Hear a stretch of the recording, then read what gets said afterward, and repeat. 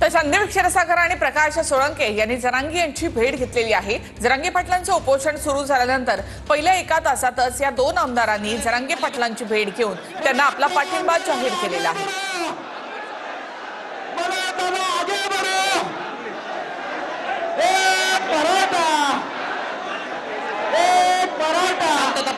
शांतता पाळा। छत्रपती शिवाजी महाराज की जय भवानी, जय भवानी। सगळेजण खाली बसून घ्या ही विनंती आहे। समोरचे प्लीज थोडंसं शांत करा का प्लीज। त्याच्या डाव्या बाजूचे खाली बसून घ्या।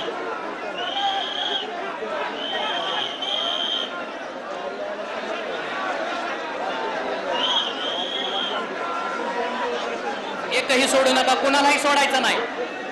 स्वयंसेवक असो किंवा कुणी सोडायचं नाही यार।